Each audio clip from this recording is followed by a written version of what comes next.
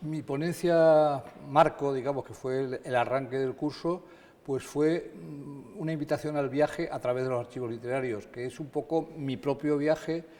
a partir de los primeros archivos que yo descubrí, que fueron familiares, que fue un archivo que no se ha consolidado como fundación en absoluto, pero que fue el de mi tío abuelo, el prosista gallego y escritor ultraísta y cercano a Ramón Gómez de la Serna, Evaristo Correa Calderón, que luego se dedicó a hacer manuales de literatura, en fin, toda su vida estuvo escribiendo, pero que en su juventud hizo una revista en Lugo en el año 24 que se llamó Ronsel, que fue extraordinaria, en la que colaboraron gentes de todo el mundo, incluidos la hermana de Borges, incluido Gómez de la Serna, incluido gente muy importante. Entonces, a partir de eso, pues fui enlazando archivos. Yo hablé mucho de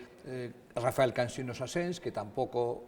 el archivo entero se conserva, pero se conserva su epistolario en una fundación que ha venido su director, el hijo del escritor, en este caso, Rafael Cansinos hijo. Ese fue prácticamente el siguiente archivo que yo estuve en él. Después me metí mucho en los papeles de Ramón Gómez de la Serna. Después eso nos lleva a hablar de Vergil Arbaud, que era un escritor francés que introdujo a muchos españoles y latinoamericanos en Francia, y que eso sí que se conserva en Vichy, que lo he calificado un poco del archivo quizás fuera de España más importante en cuanto a su contenido español, y un sitio recomendable, por ejemplo, en ese sentido para todo el mundo que se interese por esa época. Y así, pues Juan Ramón Jiménez, Federico García Lorca, Max Sau, Miguel Hernández. Los archivos están repartidos por toda la geografía. Aquí en Santander, en Cantabria, está el de Gerardo Diego, que es maravilloso y que además es Andrea Puente quien ha tenido la idea de este curso, del cual ha sido secretaria y me propuso la dirección. Y está la casona de Tudanca, que está en las montañas y es bastante difícil acceder. Imaginémonos en la época de Cosío, todavía más difícil, en los años 20, cuando allí se acerca, aparte del 27, pues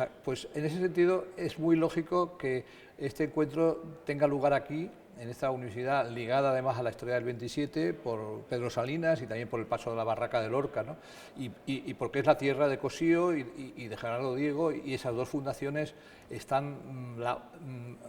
laborando en pro de la memoria, no solo de los titulares de las fundaciones, sino de toda la época, digamos, que ellos vivieron. En ese sentido, creo que es bonito que prácticamente todas estas fundaciones no se limitan a ser un conservatorio de la memoria de uno, sino que son, la Miguel Hernández en Orihuela nos ha explicado muy bien cómo se ocupan de toda la generación oriolana y más allá, y lo mismo pasa aquí, y lo mismo pasa prácticamente en todas. Pues es importante conservar el legado de sus escritores porque los archivos nos hablan del laboratorio del escritor, de sus amistades, de sus revistas, de sus libros con las diferentes ediciones, y a veces en uno de esos archivos encontramos un papel que no hay en ningún otro sitio y encontramos cosas que nos explican mucho siendo minucias. Antonio Piedra, que nos hizo realmente la novela de un archivo, es titular, vamos, es el director de la Fundación Jorge Guillén, pero él nos explicó que Jorge Guillén está enmascarando a 40 otros escritores con sus respectivos archivos, algunos de ellos vivos incluso. Y él nos decía, pues claro, que a lo mejor de repente un archivo de un escritor que él mismo decía que no era de primera fila, sino que era de tercera fila, pero tenía una revista y tenía una actividad que hace que allí te encontrabas de repente tesoros auténticos. Y a veces el tesoro es lo que menos te espera, es una tarjeta de visita, es una fotito que no se le ha hecho cuenta y que de repente es la que... En ese sentido, vamos, no es un coleccionismo por manía de coleccionarlo todo, pero por ejemplo el director de la Miguel Hernández, Aitor Larravide, nos explicaba que al principio la gente no entendía por qué coleccionaba casi en un sentido casi pop, un poco Miguel Hernández, pues coleccionaba cosas comerciales de la ciudad de Orihuela, convocatorias políticas donde salía Miguel Hernández, coleccionaba todo tipo de efímera, como se llama. Y la gente decía, pero tú coleccionas estas tonterías. Pues no son tonterías. Cuando tienes de repente 500, a lo mejor eso te haces una exposición y te explica mucho de la época, y te explica de los a favor, en contra, hasta las pintadas en contra o a favor, ¿no? O sea que yo creo que sobre todo en mi caso, a mí lo que me da pena es los escritores que tendrían que tener fundación y que no la tienen. O sea, por ejemplo, dos escritores que fueron muy amigos y que luego divergieron políticamente, Guillermo de Torre, que se fue al exilio argentino,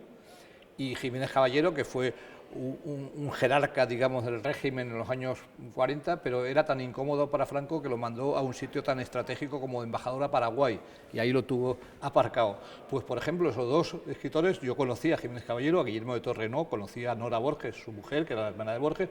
pues hemos visto por montañas de sitios en Buenos Aires cosas del archivo de Guillermo de Torre,